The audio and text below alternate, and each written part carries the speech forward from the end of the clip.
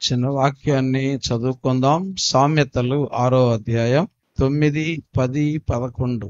సోమరి, ఎందాక నీవు పండుకొని ఉందువు, ఎప్పుడు నిద్ర లేచెదవు? ఇంకా కొంచెం నిద్రించదని, కొంచెము కొనికెదనని, కొంచెం సేపు చేతులు ముడుచుకొని పరుండెదనని నువ్వు అనుచుందువు. అందుచేత దోపిడిగాడు వచ్చినట్లు దారిద్ర్యముని యొద్దకు వచ్చును, ఆయుధదారుడు వచ్చినట్లు లేమిని యొద్దకు వచ్చును. దేవుడు తన పరిశుద్ధ వాక్యం దీవించునుగాక. చిన్న ప్రార్థన చేద్దాం. పరిశుద్ధుడా, ప్రేమ కలిగిన తండ్రి, దయగలిగిన ప్రభువా, మీకు వేలాది స్తుతులు స్తోత్రాలు చెల్లిస్తున్నాను. మహాగణుడా, మహోన్నతుడా, ఉదయకాల సమయంలో ఇప్పటి వరకు మీరు మాతో ఉండి నడిపించారు. అయ్యా, లైవ్ లో వాక్యం వినుచున్న బిడ్డలు, ఇక్కడున్న ఈ బిడ్డలను కూడా మీరు దీవించి కొంచెం సేపు వాక్యం ద్వారా మీరు మాతో మాట్లాడండి. ఎన్నిక లేని వాడిని ప్రభువా, జ్ఞానం లేని వాడిని నీ జ్ఞానంతో నన్ను నింపి, నన్ను అభిషేకించి, నన్ను పరిశుద్ధపరచి, మీరు చెప్పమన్న మాటలు మాత్రమే చెప్పడానికి సహాయం చేయండి. మీరే మహిమ పొందండి. యేసు నామమున అడుగుచున్నాము తండ్రి, ఆమేన్. అందరూ బాగున్నారని అనుకుంటున్నా. బాగుండబట్టే కదా అండి ఇక్కడ దాకా వచ్చాం. అన్నా అంటారు. ఏది ఏమైనా మనుషులమైతే బాగున్నాం కానీ కొంతమంది మనసులు బాగోట్లేదు. కారణం దేవుడు తప్పు కాదు, కానీ నేను అనుకుంటాం ఏంటంటే వారి యొక్క అవిధేయతలు. మంచిని తొందరగా ఆహ్వానించని, ఆస్వాదించని, లోబడనల్లని మనసు కలిగిన వారు మనసు బాగోదు. ఎందుకంటే వాళ్ళల్లో పోరాటాలు ఎక్కువ ఉంటాయి, అశాంతి ఎక్కువ ఉంటుంది, ఒక ఈగో అనేది వారి హృదయాన్ని ఏలుతూ ఉంటుంది. అందువల్ల వాళ్ళు మనశ్శాంతిగా బతకలేరు. మనుషులైతే బాగానే ఉంటారు, పై రూపం సూపర్, కానీ మనసు మాత్రం డోపర్ లాగా చాలా డల్ గాను, చాలా వేదనగాను, చాలా బాధగాను. ఇది రక్షణ పొందని వారిలో కామనే. దేవుణ్ణి ఎరగని వారు, పాప క్షమాపణ పొందని వారు, బాప్తిసము ద్వారా పాత జీవితాన్ని యేసయ్యతో సిలువ వేయబడని వారు ప్రతిరోజు వాళ్ళు భయపడుతూనే బతుకుతుంటారు, అశాంతిలోనే జీవిస్తూ ఉంటారు. కానీ దేవుణ్ణి నమ్ముకున్నటువంటి మనుషులు కూడా, విశ్వాసులుగా పిలిపించుకుంటున్న వారు కూడా, మనసు బాగోలేదండి, మనసు డిస్టర్బ్గా ఉందండి, వేదనగా ఉందండి అని కొంతమంది చెప్తా ఉంటారు. కారణం ఏంటంటే వాళ్ళు దేవునితో కనెక్టివిటీ సరిగా లేదు. దేవునితో కనెక్టివిటీ సరిగా లేకపోతే రెండోది లోకస్తులతో, లోకంతోనే వాళ్ళతో కనెక్టివిటీ ఉంటుంది. అందువల్ల వాళ్ళు వేదన చెందుతూ ఉంటారు. దేవుని చిత్తం కాదు, నా ఇష్టం నెరవేర్చబడాలి, నాకు అనుకూలంగా ప్రతిదీ జరగాలి, నేను అనుకున్నదే జరగాలి. జరగకపోతే వేదన, జరగకపోతే బాధ, జరగకపోతే ప్రార్థన చేయబుద్ధి కాదు, ప్రార్థనకు రాబుద్ధి కాదు, వచ్చిన ఆరాధన చేయబుద్ధి కాదు, చేసిన ఏదో ఎక్కడో ధ్యాస పెట్టుకుని మనుషులకు దడిచి చేసేటువంటి ఆరాధన, ఇదంతా కూడా దేవుని మీద మనసు లేకుండా లోకాన్ని నమ్ముకొని లోకం మీద మనసు పెట్టుకున్న వారి యొక్క జీవిత ఆలోచనలు, వాళ్ళ హృదయంలో ఉన్న వేదనలకు కారణాలు ఇవన్నీ.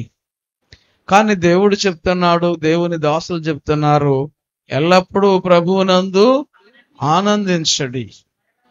మరలా చెప్తాను, ఆనందించడు. ఎప్పుడు మనం ఆనందంగా ఉండాలనే దేవుడు మన కొరకు దుఃఖాక్రాంతుడయ్యాడు. మనం సంతోషంగా ఉండాలనే ఆయన వేదనను అనుభవించాడు.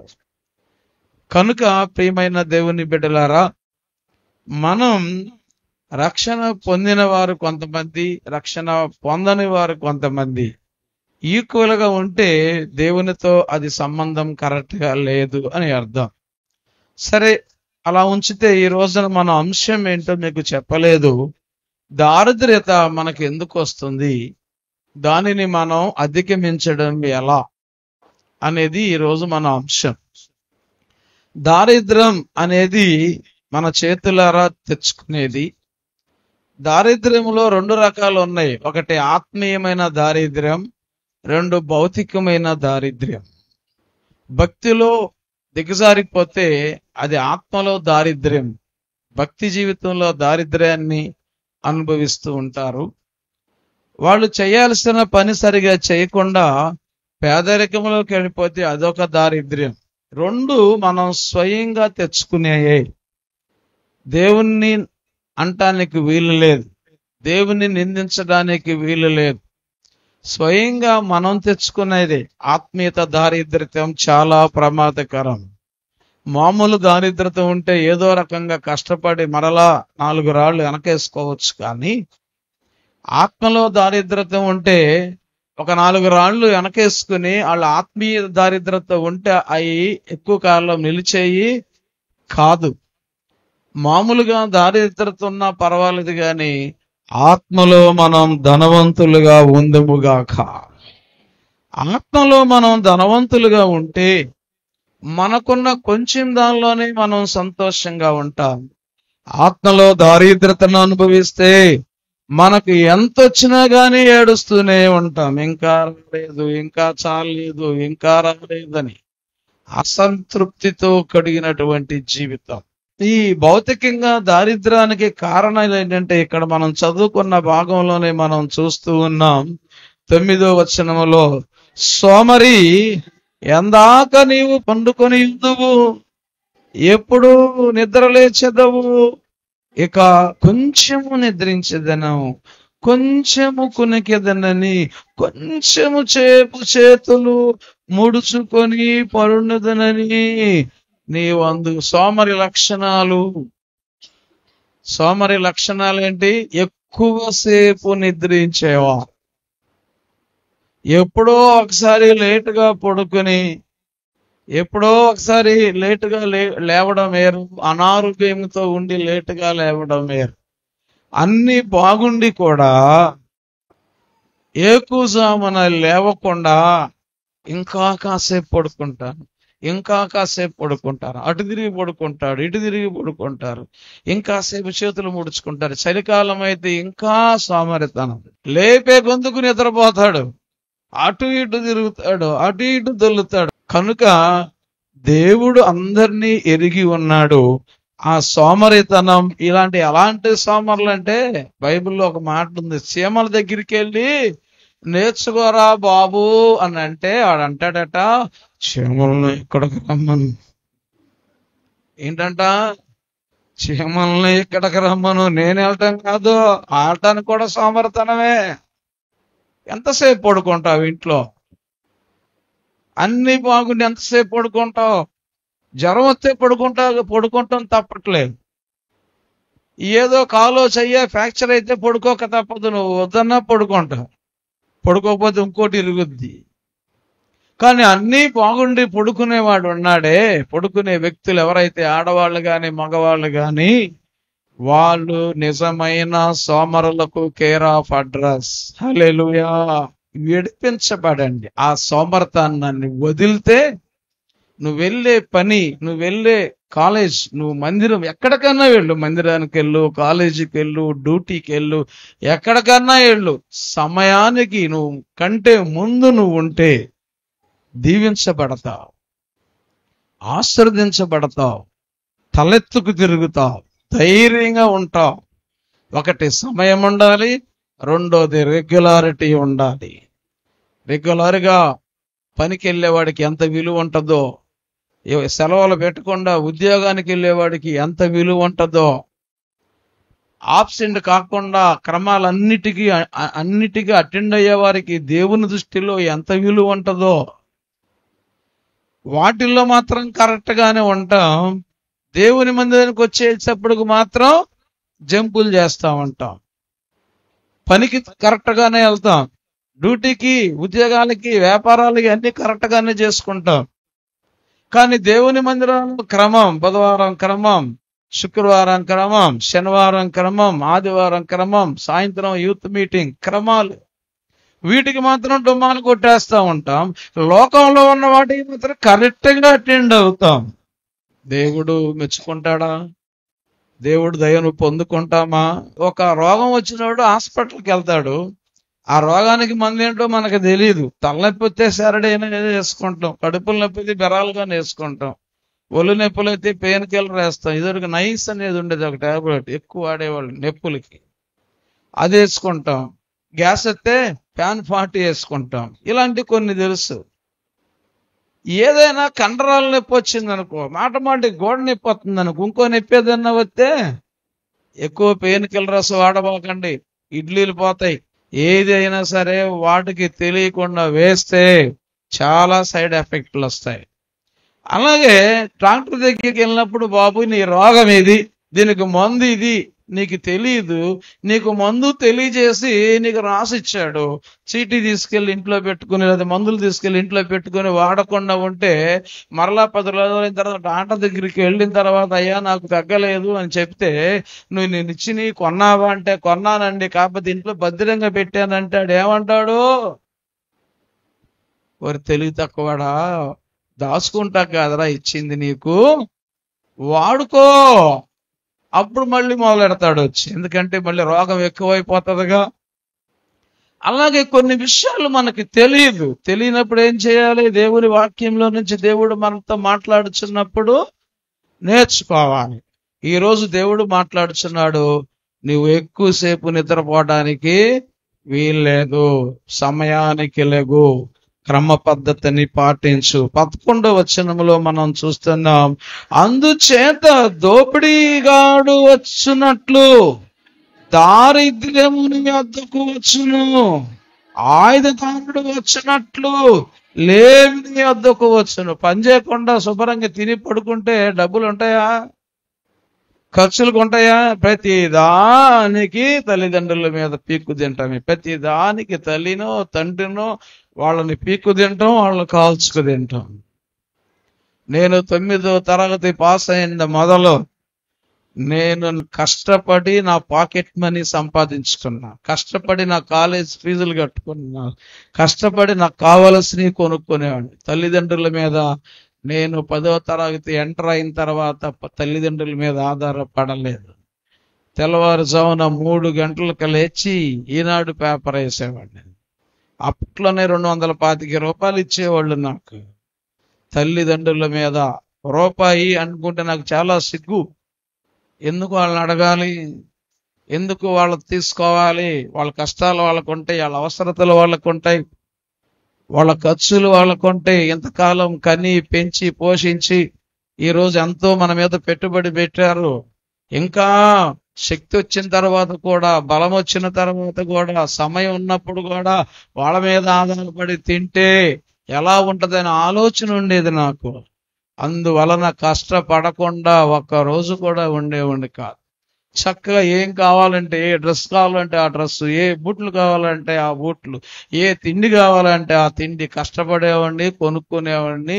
నెలకు 500 మాత్రం అమ్మకి ఇచ్చేవాడిని. ఇంట్లో వంట చేసేదిగా మధ్యాహ్నం పూట భోజనం పెట్టడానికి, అవి కూడా ఇచ్చేవాడిని. ఈ రోజున పిల్లలు ఎలా తయారయ్యంటే 9ంటికి లెగడం, 10ంటికి ముఖం కడగడం, 11ంటికి టిఫిన్ తినడం, 3ంటికి భోజనం చేయడం. ఏం పోటాడుతున్నాడు అంటే ఏం పోటు ఉండదు అక్కడ. ఎందుకు పాస్టర్ గారు ఫోన్ చూడటం అంటే మాటల కళ్ళు బీక్కుపోతాయి, మనసు లాగేస్తుంది. ఏంటి అసలు మాటల? ఆ ఫోన్ ఉంటే చాలు, తిండి తిప్పలక్కర్లా. భయంకరంగా మనుషులు తయారయ్యారు. దారిద్ర్యం రాదా ఇంటికి? దారిద్ర్యం రాదా నీకు? అందుకని నీ తల్లిదండ్రులు దరిద్రుడా దరిద్రురాలని తిడతా ఉంటారు అప్పుడప్పుడు. కొంతమంది పైకి తిట్టలేరు, పాపం బాధపడతారేమో అని చెప్పి లోపలే వాళ్లే వేదన పడుతుంటారు. వాళ్ళే లోపల కుమిలిపోతుంటారు. ఇట్లాంటి వాళ్ళు మాట వినరు, దేవుడి మాట వినరు, తల్లిదండ్రుల మాట అస్సలు వినరు, మూర్ఖుల్లాగా ప్రవర్తిస్తూ ఉంటారు. వాళ్ళు ఆ ప్రవర్తన మానుకుంటే ఆ ఆత్మీయమైన దరిద్రత, భౌతికమైన దరిద్రతను జయించగలుగుతారు. హల్లెలూయా. ఇంకో మాట చూద్దాం, చూడండి. ఇదే సామెతలు 11వ అధ్యాయం 24వ వచనం. వెదజల్లి అభివృద్ధి పొందువారు కలరు. వెదజల్లి అభివృద్ధి పొందువారు కలరు, తగిన దానికన్నా తగిన తక్కువ ఇచ్చి దానికన్నా తక్కువ ఇచ్చి లేమికి వచ్చువారు కలరు. లేమికి వచ్చువారు కలరు. వీళ్ళు ఎవరంటే పిసనారితనము కలిగిన వారు. పిసనారితనము కలిగిన వారు దేనికి ఖర్చు పెట్టరు. ఒక వ్యాపారం చేయాలనుకో, కొంత ఏం చేయాలి, మనం పెట్టుబడి పెట్టాలి, ఇన్వెస్ట్మెంట్ పెట్టాలి. ఆ తర్వాత దాని నుంచి మనం ఆశించాలి. ఇన్వెస్ట్మెంట్ పెట్టడం లేక కాదు, ఉన్నా సరే పెట్టడానికి ప్రయత్నం చేయరు, ఉన్నా సరే వాళ్ళు ముందుకు రారు. అలా రిటర్న్స్ ఎలాగ వస్తాయి? ఒక వ్యాపారం చేయాలంటే ముందు పెట్టుబడి పెడితే ఆ తర్వాత రిటర్న్స్ ఆలోచన చేయొచ్చు. ఈ పిసనారోళ్ళు చేసే పని ఏంటంటే తగిన దానికన్నా తక్కువ ఇచ్చి లేమికి వచ్చేవారు. ఇక్కడ దేవునికి ఇచ్చే దానిలో మనం చూస్తున్నాం, వెదజల్లి అభివృద్ధి పొందువారు ఉన్నారు, తగిన దానికంటే తక్కువ ఇచ్చి దారిద్రులు అవుతారు. మలాకి గ్రంథం చూడండి ఒకసారి, 3వ అధ్యాయం 10వ వచనంలో మనం చూస్తున్నాం. నా ఈ మందిరములో నా మందిరములు ఆహారముండునట్లు 10వ భాగమంతయు 10వ భాగమంతయు మీరు నా మందిరపు నిధిలోనికి తీసుకొని రండి. దీన్ని చేసి మీరు నన్ను శోధించిన ఎడల నేను ఆకాశపు వాక్యండ్లను ఇప్పి పట్టజాలనంత విస్తారముగా దీవెనలను కుమ్మరించదనని సైన్యములకు అధిపతియగు యెహోవా సెలవిచ్చుచున్నాడు. హల్లెలూయా. వేద చల్లటం అంటే దేవుని సన్నిధికి రావలసినటువంటి 10వ భాగం ఇచ్చి దేవుణ్ణి ఏం చేయమంటున్నాడు? శోధించమంటున్నాడు. విశ్వాసంలో పేదరికం, భక్తిలో పేదవాళ్ళు అయిపోతే మనం ఏ విధంగా దీవించబడతాం? మరికొంతమంది ఏదో ఉజ్జాయింపుగా తీసి దశభాగం అని ఇచ్చేసేటువంటి కొంతమంది ఉన్నారు. కొంతమంది కరెక్ట్ గా దానికంటే ఎక్కువ ఇచ్చి అభివృద్ధి పొందిన వారు ఉన్నారు. ఎక్కువ చెట్లు నాటారు, ఎక్కువ విత్తనాలు నాటామనుకో ఏమవుతుంది? చాలా చెట్లు వస్తాయి, చాలా ఫలాలు వస్తాయి. 10 విత్తనాలు ఉంటే 9 విత్తనాలు దాసం 1 విత్తనమే నాటామనుకో కొంచెమే వస్తాయి. నీ పక్కనోడు 9 విత్తనాలు నాటి 1 విత్తనం దాచుకున్నాడు అనుకో అభివృద్ధి వస్తాయి. ప్రజెంట్ దగ్గర లేకపోయినా కొంతకాలానికి ఏమవుతుంది? మంచి అభివృద్ధిలోనికి వస్తారు. హల్లెలూయా. అభివృద్ధి చెందాలంటే ఏం చేయాలి? ముందు మనం వెదజల్లాలి. వెదజల్లకుండా బెగబట్టి పిసనారులుగా ఉంటే దారిద్ర్యతను అనుభవిస్తాం. దారిద్ర్యత నుంచి విడుదల పొందాలంటే ఏం చేయాలి? పిసనారులుగా మనం ఉండకూడదు. అంతేగాని మీ ఇష్టానుసారంగా ఏదో ఇచ్చామంటే ఇచ్చాములే, చేసామంటే చేసాములే అని చెప్పి మనం ఉన్నట్లయితే మన దారిద్ర్యాన్ని మనమే కొని తెచ్చుకున్నట్లుగా ఉంటుంది. కనుక ఆ విధంగా మనము ఉండకూడదు. ఇంకో మాట మనం చూస్తున్నాం, 21వ అధ్యాయం 17వ వచనం. సుఖభోగముల యందు వాంఛగలవానికి లేమి కలుగును, ద్రాక్షారసమును నూనెయు వాంఛించు వానికి ఐశ్వర్యము కలుగదు. ఇక్కడ మనం చూస్తున్నాం సుఖభోగములందు వాంఛ, లగ్జరీ లైఫ్. ఏంటి లైఫ్? లగ్జరీగా ఉండాలని. మనకొచ్చేది కొంచెమే, మన ఆలోచనలు ఎంతో ఉంటాయి. వచ్చేది బెత్తుడే. మోర ఆలోచనలు చేస్తే ఎట్లుంటది? వాళ్ళు అలా బతుకుతున్నారు, వీళ్ళు అలా బతుకుతున్నారు, నేను కూడా అలాగే బ్రతకాలి. అలాగే తాగబోతులు అలాగే తిండిపోతులు కూడా ఆ లిస్టులోనికి వస్తారు. విపరీతంగా తింటా ఉంటారు, విపరీతంగా తాగుతూ ఉంటారు. వాళ్ళంట ఏమవుతారట, ఐశ్వర్యం వాళ్ళకి కలగదంట. ప్రియమైన దేవుని బిడ్డలారా, సుఖభోగముల యందు వాంఛగలవానికి లేమి కలుగును, ద్రాక్షారసమును నూనెయు వాంఛించు వానికి ఐశ్వర్యము కలగదు. తాగుబోతులు చూడండి, 1000 రూపాయలు సంపాదిస్తే 800 తాగేస్తా. వాళ్ళు వద్దన తాగుతారు, లేకపోతే నరాలు ఊగుతున్నాయి, కీళ్ళు ఊగుతున్నాయి, నరాలు ఉరుగుతున్నాయి అని వంకలు చెప్తా ఉంటా. కారణం ఏంటంటే దాని మీద వాంఛ, దాని మీద ఆశ. మనం ఆటోలో వెళ్ళే స్టేజీలో ఉన్నాం, లేకపోతే బండి మీద వెళ్ళే స్టేజీలో ఉన్నాం. అప్పో చేసి ఏసీ బస్సులు ఎక్కితే ఎట్టుంటది? ఆడెవడో అన్నాడంట, అప్పు అయినా నిప్పు లాంటి సారా తాగాలి అన్నాడంట. ఆడు తీర్చే రకం అయితేగా. అప్పో సప్పో చేసి జలసాలు చేయాలని ఆశ కలిగి ఉంటారు కొంతమంది. మన పరిస్థితి ఏంటి, మన స్టేటస్ ఏంటి, మన స్తోమత ఏంటి, దానికి తగ్గట్టుగా మనం నడుచుకోవాలి. ప్రతి నెల ఎంతో కొంత ఏం చేయాలి, కొంచెం దాచుకోవాలి. దాచుకుంటున్నాను పాస్టర్ గారు, దశమభాగం ఎగ్గొట్టి దాస్తున్నాను అంటారు. ఒకేసారి ఏదో పెట్టుద్ది, మొత్తం ఏమవుద్ది? కనుక ప్రియమైన దేవుని బిడ్డలారా, అతికి తెలివితేటలకు పోకూడదు. మీరు ఫైనాన్షియల్ గా అభివృద్ధి పొందాలి అని అంటే ప్రతి వారం మాంసం తినక్కర్లా. మనకు 2 వారాలకే మాంసం కొనుక్కునే స్తోమత ఉంది. 2 వారాలకే కొనుక్కుందాం, 2 వారాల గుడ్లు వండుకుందాం, పప్పు వండుకుందాం. పప్పు కూడా శ్రేష్టమైంది. లేదో ముక్కలేంది ముద్ద దిగదు అన్నాం అనుకో, 2 వారాలు మాంసం కుట్టడికి అప్పు పెట్టాలి. వారం వేస్తే ఆడు కూడా అప్పు పెడుతున్నాడు కానీ ఇంకా 4 సార్లు వెళ్తాం. అప్పు చేసి పప్పుకూడు. కనుక లగ్జరీ లైఫ్కి అలవాటు పడకూడదు. మనకు ఫోన్ కొనుక్కోవాలి, ప్యాడ్ ఫోన్ అయినా కీబోర్డ్ ఫోన్ అయినా మనకి కాల్స్ వస్తాయి.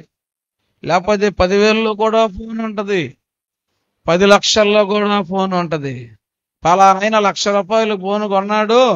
ఆఫ్టర్ ఆల్ నేను 10,000తో కొనడం, నేను 1,40,000తో ఫోన్ కొడతా, 0 డౌన్ పేమెంట్, 0 ప్రాసెసింగ్ ఫీజ్, నెలలా 10,000 కట్టుకుంటా అంటాడు. నెల అయ్యేసరికి అయ్యగారికి దెమ్మ తిరుగుతూ ఉంటది. ఫోన్ ఏమో కానీ ఫోన్లో బొమ్మలు ఈయన మనసులో కనపడుతుంటాయి. 1 నెల చూస్తాడు, 2 నెలలు చూస్తాడు, 3వ నెల కవర్ ఏజెంట్లు ఉన్నారుగా, నువ్వెక్కడా, నీ ఫోన్ ఎక్కడా, నీ బొమ్మ ఎక్కడా? మన స్తోమత ఎంతో, మన యొక్క స్థితి ఏంటో దాన్ని బట్టే మనం ముందుకు అడుగు వేయాలి. కానీ మన స్తోమతకు మించి ఎచ్చుకుపోయి గుండు కొట్టించుకునేటట్లుగా ఉండకూడదు. ఎచ్చుల జీవితం మనకు అనవసరం. తగ్గించుకున్నవాడు హెచ్చించబడతాడు. మనం ఎంత దేవుడు మనకిస్తే అంత సింపుల్ గా మనం జీవన విధానాన్ని కొనసాగించినట్లయితే ఇంకా దేవుడు ఉన్నతమైన స్థితిలోనికి తీసుకెళ్తారు. ఎవడో చూస్తాడని, ఎవరో మెప్పు కోసం, ఎవరి దగ్గర షో చేయటం కోసం మనం షోయింగ్ బ్రతకడానికి ఆశపడి ఉన్నదాన్ని చాలక మళ్ళా అప్పు చేసి మనం గనక జలసాలకి లేదా ఎచ్చులకు పోయామంటే ఆఖరికి మిగిలేది అర్థమవుతుందో? అనుభవంతో చెప్తున్నాను, వినండి.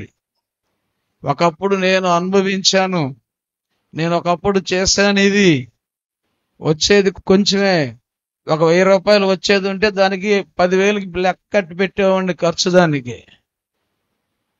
ఒక 10,000 వస్తే దానికి 1,00,000 రూపాయలకి దానికి ఏర్పాట్లు చేసి పెట్టేవాడిని.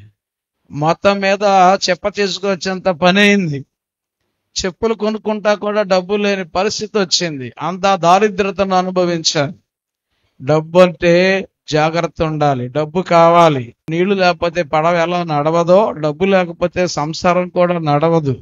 కానీ ఆ పడవలోకి నీళ్లు వెళ్తే పడవ ఎలా మునిగిపోద్దో, డబ్బే లోకం అంటే ఆ సంసారం కూడా మునిగిపోక తప్పదు. దేన్ని ఎలా వాడుకోవాలో అలా వాడుకుంటాకి ఇంగిత జ్ఞానం కావాలి, దైవికమైన ఆలోచనలు కావాలి. అలా గనక మనం జీవించగలిగితే ఆ దరిద్రత మన దగ్గరకి రాదు. హల్లెలూయా. దరిద్రతను పోగొట్టుకునేటట్లు దేవుడు మాట్లాడుచు అన్నాడు. దరిద్రతను మీ చెంతకు రానేయొద్దు. మేమేం దరిద్రం కాదు, మేము సూపర్ అంటే మంచిదే. కానీ డబ్బు ఈ రోజు నీ దగ్గర ఉంటే రేపు ఇంకోటి దగ్గరికి పోద్ది. డబ్బును నమ్మినోడు ఎవడో బాగుపడ్డావు, దేవుడు నమ్మినోడు బాగుపడతాడు. నాకు డబ్బు ఉంది, నాకు ఆస్తులు ఉన్నాయి, పోవటానికి ఎంతోసేపు పట్టదు, రావడానికి కూడా ఎంతోసేపు పట్టదు. కనుక నాకు అన్నీ ఉన్నాయి అని విర్రవేగబాకండి. అన్నీ ఉన్నా ఏమి లేవని అబద్ధాలు ఆడబాకండి. యథార్థంగా బతకడం నేర్చుకోండి. ఉన్న ప్రతి రూపాయి మన జీవితానికి ఒక వెలుగును నింపేదిగా ఉంటుంది. హల్లెలూయా. కనుక మనం జలసాలకి పోయి లగ్జరీ లైఫ్ కి అలవాటు పడి మన జీవితాన్ని అప్పుల పాలు చేసుకోకూడదు. హల్లెలూయా. సజీవుడవైనా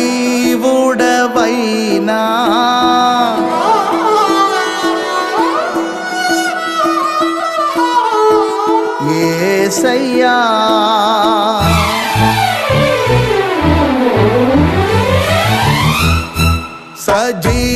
సజీవుడవైనా యేసయ్యా, నిన్నాశ్రయించిన నీ వారికి సహాయుడవై తృప్తి పరచితివే.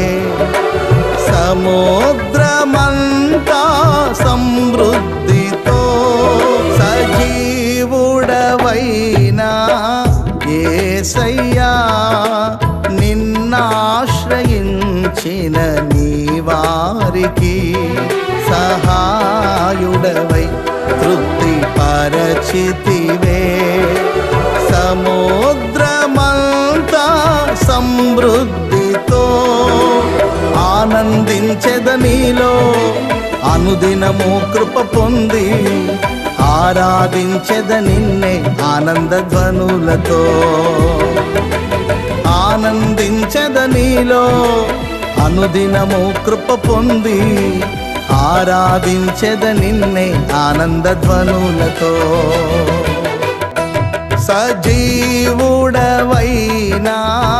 యేసయ్యా, నిన్నాశ్రయించిన నీ వారికి సహాయుడవై తృప్తి పరచితివే.